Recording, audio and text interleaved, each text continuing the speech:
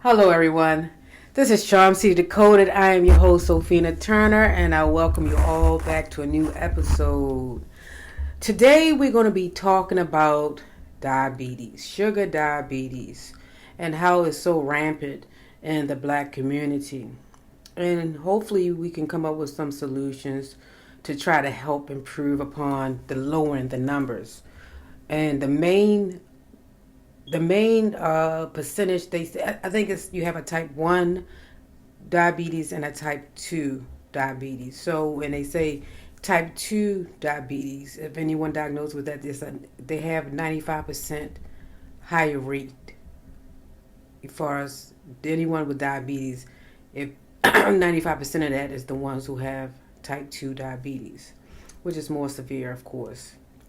So we're going to talk some about it. I got my information because I'm going to tell you why I want to talk a little bit about diabetes. Why is it so important?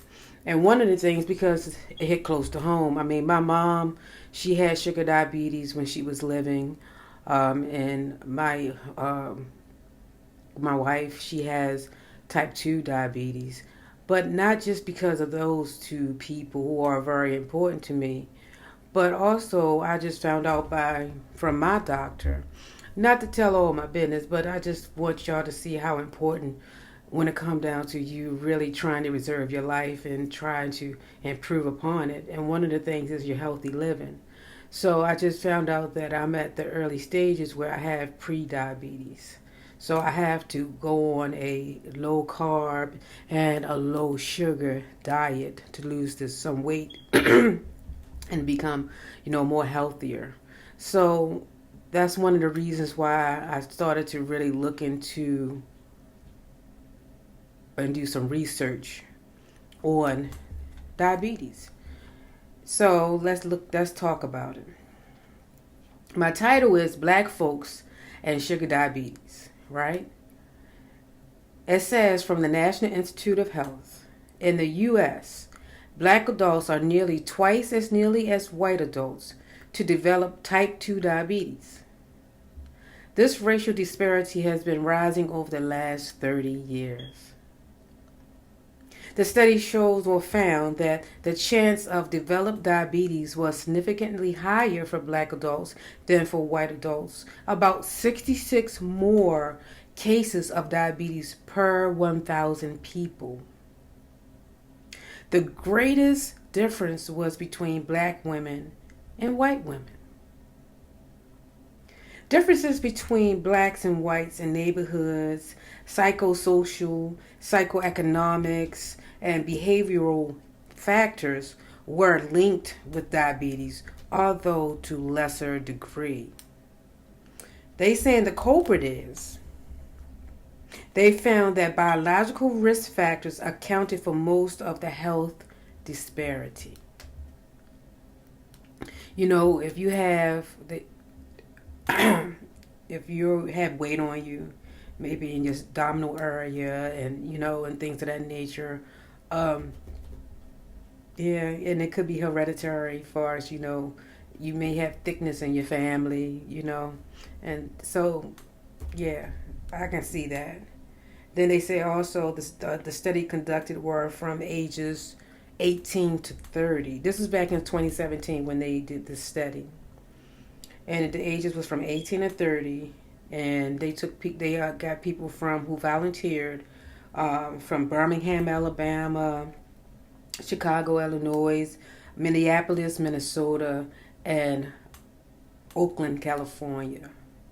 Okay, so they got people from those areas to volunteer and for them to do the case study to see how, what's going on with it, who have it, what is the reason for it, who's most prone to get it, so it is something very serious. It can be a life and death situation. They said nearly 26 million Americans have diabetes. 26 million. That's a lot of people. It's the main cause of kidney failure, limb amputations, and new onset blindness in adults nationwide. Now tell me that's not serious. That's something to really think about. How, that's reason. That's more than enough reason. Even one of them is more than enough reason for you to try to improve your health if you can. Become more active. Even if it's just walking around your neighborhood, if you don't want to go to a gym, doing more exercising around in your house, you can do different things. Most people is into, YouTube, pull up YouTube and do anything, an exercise routine that maybe someone on YouTube may have there. And it's different things you can do, and definitely try to eat better. Is your diet, your diet is basically number one. What you put in your body is telling a story of how well you're taking care of it. And your body is your temple. That's your all in all, while you're here in this world, that we live in. That's your human form. So you got to take care of it. That's your house. And hopefully you don't want a dirty house. You don't want a grotesque house. Even though some people probably don't care about that, but it's important. What you put in your body. And I've been on and off over the years. I get into exercising, then I fall back. I get into healthy eating, then I fall back. So I really got to get my mind right with trying to eat better and becoming more steadfast and exercising more, being more active. So I just started this change. This is a new journey for me. Only been doing this now for maybe less than a week. So I'm trying. I'm definitely trying to improve when it comes down to my health, because they say I'm at the pre-stages of diabetes, so I'm not trying to get it at all if I can help myself. I never had high blood pressure. I never had sugar diabetes, so this is new for me. But my eyes is starting to, go south on me. It's getting a little bad. It's getting a little difficult to see certain stuff. So, especially with small prints and things of that nature. So I know I gotta also go to the eye doctors for that. But some of the solutions that they're talking about in this, when I researched it, was that they said number one is lifestyle change. And that means, like, if you can, 7% weight loss and 150 minutes per week of moderate intensity activity can make all the world difference when it comes down to you having a healthy life. So that's 7% weight loss, trying your best to eat right. Pay attention to what you put in your body, watch your carb intake, watch the sugars, and then also 150 minutes per week of moderate intensity activity. So that's number one. And number two is oral diabetes drug. An oral diabetes drug is called metformin. Now, I've heard of this drug. This drug it's not really good for some. Some people don't gel well with it, where others probably do gel well with it. I know it wasn't good for my wife, so I don't know. Hopefully it work out. It must work out for some, but not for all. So you got, so that's the second one. And then you have the last one is placebo pills. So, but out of all three, they say the main ones that worked, it was 3 years, in 3 years time frame that they, did this test. And they said lifestyle change, meaning, eating healthier and being more active. It reduced sugar diabetes in 58% of folks. And then you have metformin reduced by 31%. So if you don't want to be on no medicine, no type of drug, because I'm a person that don't like really taking drugs and stuff like that. It's just a thing with me, because I really prefer not to. If I can, deal with the pain without doing that, I do, until it becomes too much. And then I do, I have to take it. But excuse me, I have a cold. But if you are not really a person that likes to have to take pills, and because also the way my brain works, I've been done forgot to take the daggone pill, and then I'll be all messed up. So it's best for me to just go ahead and start this life changing, ways of living and eating, and let's go with that. That's the best course, and they say that's the best. That's the highest percentage anyway. So the best solution for me is lifestyle change.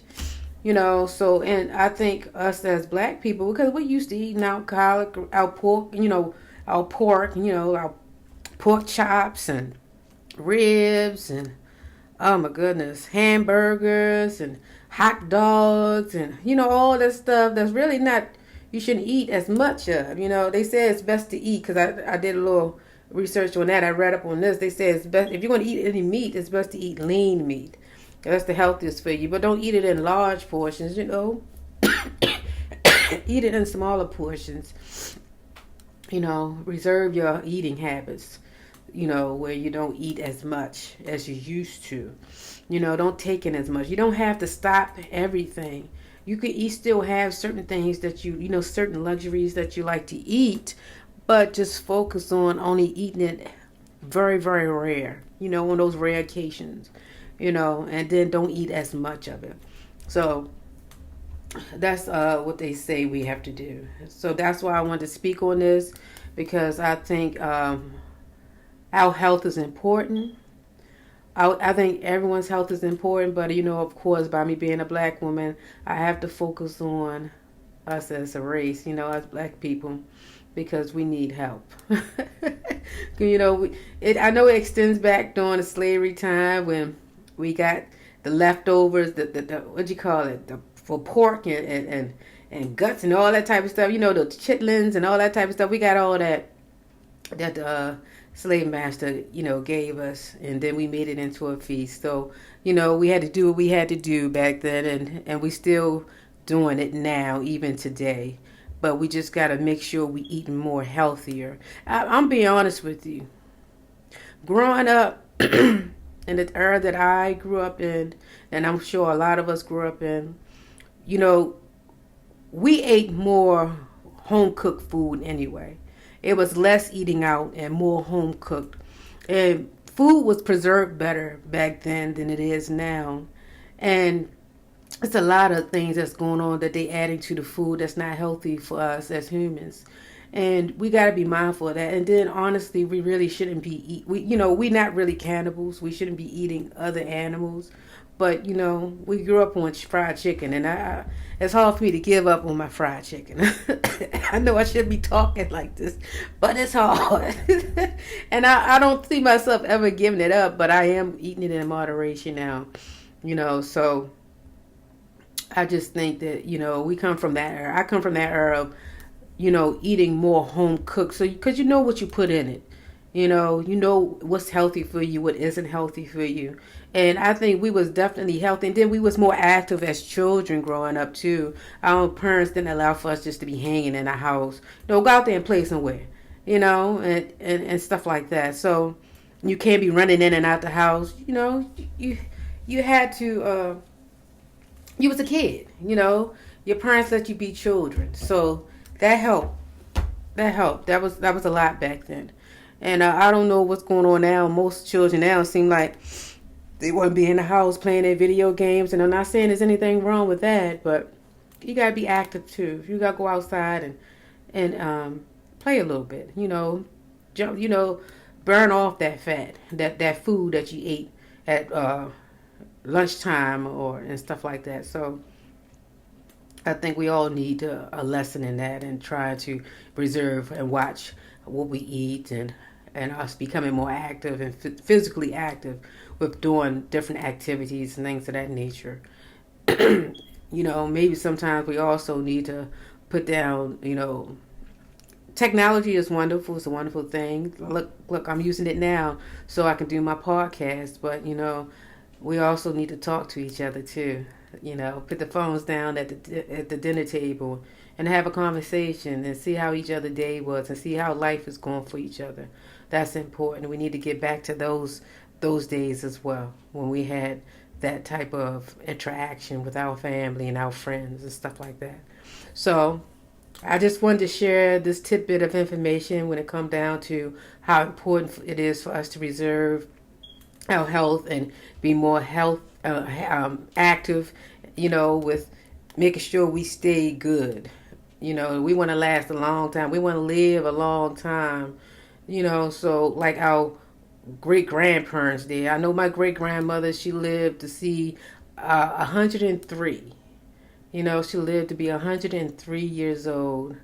And I'm looking to see if I can at least get somewhere, at least in the late 80s, early 90s. So we'll see. So this is Charm City Decoded.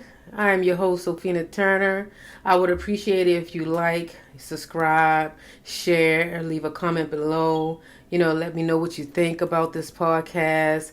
Also, if you have any subjects you want me to talk about, and please, by all means, share it with me. And I'll see you soon. Y'all have a good day.